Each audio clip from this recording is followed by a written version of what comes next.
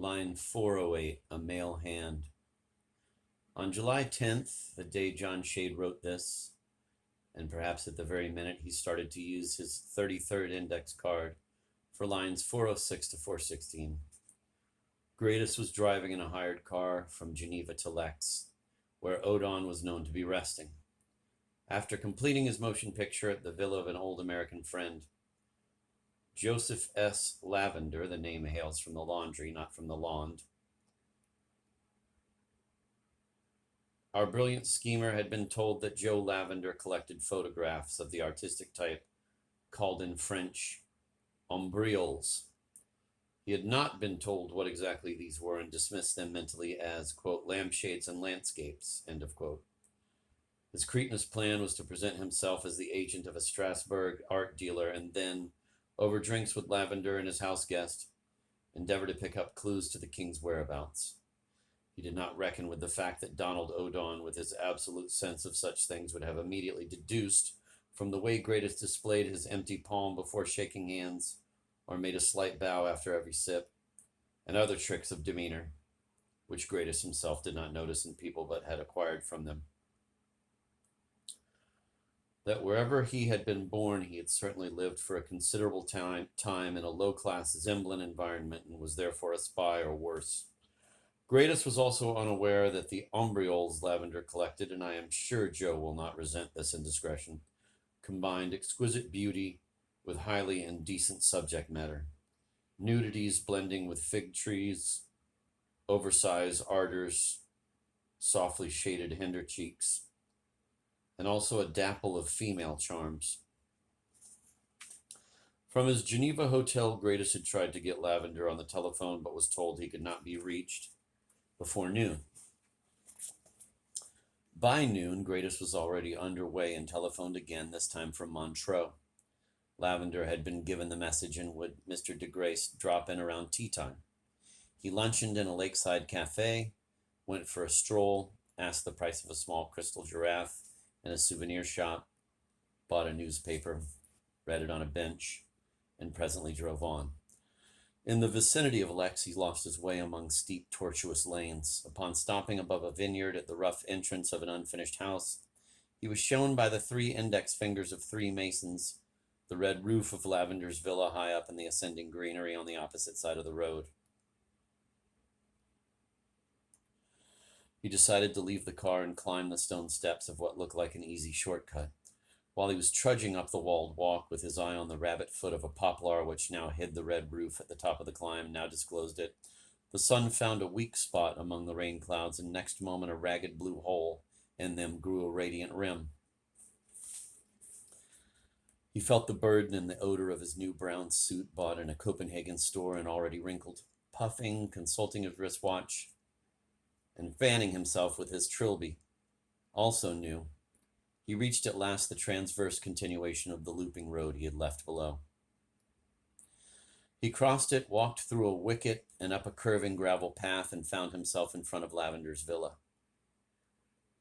Its name, Libitina, was displayed in cursive script above one of the barred north windows, with its letters made of black wire and the dot over each of the 3 eyes cleverly mimicked by the tarred head of a chalk-coated nail driven into the white facade. This device and the north-facing window grates Gradus had observed in Swiss villas before, but immunity to classical allusion deprived him of the pleasure he might have derived from the tribute that Lavender's macabre joviality had paid the Roman goddess of corpses and tombs.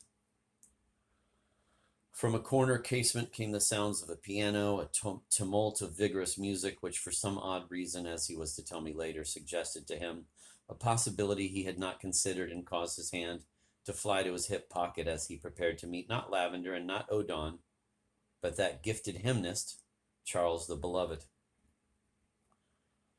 The music stopped as Gradus, confused by the whimsical shape of the house, hesitated before a glassed-in porch.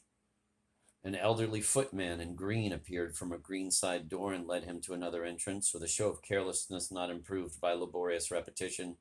Gradus asked him, first in mediocre French, then in worse English, and finally in fair German, if there were many guests staying in the house, but the man only smiled and bowed him into the music room. The musician had vanished. A harp-like din still came from the grand piano upon which a pair of beach sandals stood, as on the brink of a lily pond. From the window seat, a gaunt, jet-glittering lady stiffly arose and introduced herself as the governess of Mr. Lavender's nephew. Gratus mentioned his eagerness to see Lavender's sensational collection. This aptly defined its pictures of lovemaking in orchards, but the governess, whom the king had always called to her pleased face Mademoiselle Belle instead of Mademoiselle Baud, hastened to confess her total ignorance of her employer's hobbies and treasures and suggested the visitors taking a look at the garden. Quote, "Gordon will show you his favorite flowers," end of quote, she said, and called into the next room. "Gordon!" Rather reluctantly, there came out a slender but strong-looking lad of 14 or 15, dyed a nectarine hue by the sun. He had nothing on save a leopard-spotted loincloth. His closely cropped hair was a tint lighter than his skin. His lovely bestial face wore an expression both sullen and sly. Our preoccupied plotter did not register any of these details and merely experienced a general impression of indecency. "Gordon is a musical prodigy," said Miss Baud, and the boy winced. "Gordon, will you show the garden to this gentleman?" The boy acquiesced, adding he would take a dip if nobody minded. He put on his sandals and led the way out. Through light and shade walked the strange pair, the graceful boy wreathed about the loins with ivy, and the seedy killer in his cheap brown suit with a folded newspaper sticking out of his left-hand coat pocket. "That's the grotto," said Gordon. "I once spent the night here with a friend." Gratus let his indifferent glance enter the mossy recess where one could glimpse a collapsible mattress with a dark stain on its orange nylon. The boy applied avid lips to a pipe of spring water and wiped his wet hands on his black bathing trunks. Gratus consulted his watch. They strolled on. "You have not seen anything yet," said Gordon. Although the house possessed at least half a dozen water closets, Mr. Lavender, in fond memory of his grandfather's Delaware farm, had installed a rustic privy under the tallest poplar of his splendid garden, and for chosen guests whose sense of humor could stand it, he would unhook from the comfortable neighborhood of the billiard room fireplace a heart-shaped, prettily embroidered bolster to take with them to the throne. The door was open, and across its inner side a boy's hand had scrawled in charcoal, "The king was here." "That's a fine visiting card," remarked Gratus with a forced laugh. "By the way, where is he now, that king?" "Who knows," said the boy, striking his flanks, clothed in white tennis shorts. "That was last year. I guess he was heading for the Côte d'Azur, but I am not sure." Dear Gordon lied, which was nice of him. He knew perfectly well that his big friend was no longer in Europe. But dear Gordon should not have brought up the Riviera matter, which happened to be true, and the mention of which caused Gratus, who knew that Queen Disa had a palazzo there, to mentally slap his brow. They had now reached the swimming pool. Gratus, in deep thought, sank down on a canvas stool. He should wire headquarters at once. No need to prolong this visit. On the other hand, a sudden departure might look suspicious. The stool creaked under him, and he looked around for another seat. The young woodwose had now closed his eyes and was stretched out supine on the pool's marble margin. His Tarzan brief had been cast aside on the turf. Gratus spat in disgust and walked back towards the house. Simultaneously, the elderly footman came running down the steps of the terrace to tell him in 3 languages that he was wanted on the telephone. Mr. Lavender could not make it after all, but would like to talk to Mr. Desgrais. After an exchange of civilities, there was a pause, and Lavender asked, "Sure you aren't a mucking snooper from that French rag?" "A what?" said Gratus, pronouncing the last word as "vot." "A mucking, snooping son of a bitch." Gratus hung up. He retrieved his car and drove up to a higher level on the hillside.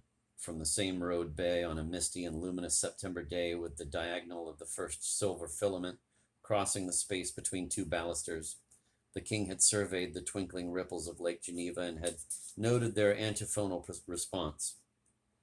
The flashing of tinfoil scares in the hillside vineyards. Greatest as he stood there and moodily looked down at the red tiles of Lavender's villa snuggling among its protective trees, could make out, with some help from his betters, a part of the lawn and a segment of the pool, and even distinguish a pair of sandals on its marble rim, all that remained of Narcissus. One assumes he wondered if he should not hang around for a bit to make sure he had not been bamboozled. From far below mounted the clink and tinkle of distant masonry work. And a sudden train passed between gardens, and a heraldic butterfly, volant in arrière, sable, a Bendegules, traversed the stone parapet. And John Shade took a fresh card. Line 413, a nymph came pirouetting. In the draft there is the lighter and more musical, a nymphette pirouetted.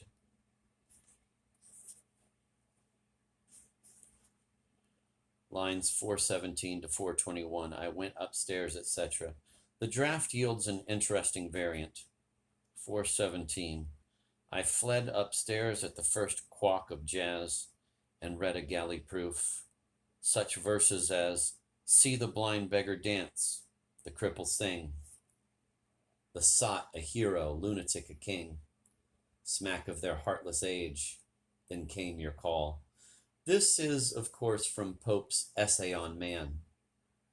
One knows not what to wonder at more. Pope's not finding a monosyllable to replace hero, for example, man, so as to accommodate the definite article before the next word, or Shade's replacing an admirable passage by the much flabbier final text.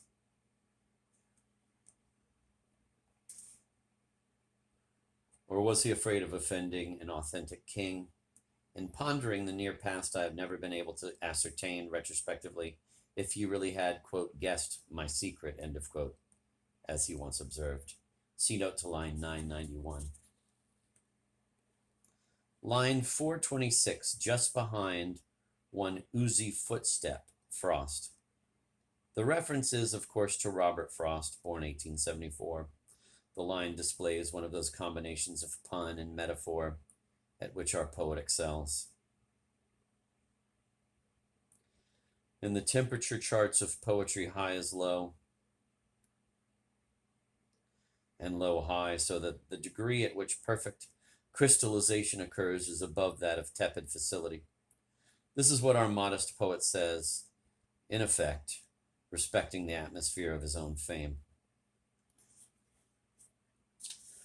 Frost is the author of one of the greatest short poems in the English language, a poem that every American boy knows by heart, about the wintry woods and the dreary dusk and the little hoarse bells of gentle remonstration in the dull darkening air, and that prodigious and poignant end, two closing lines identical in every syllable, but one personal and physical and the other metaphysical and universal. I dare not quote from memory lest I displace one small, precious word. With all his excellent gifts, John Shade could never make his snowflake settle that way. Line 431, March night, headlights from afar approached. Note how delicately at this point the television theme happens to merge with the girls' theme. See line 440, more headlights in the fog.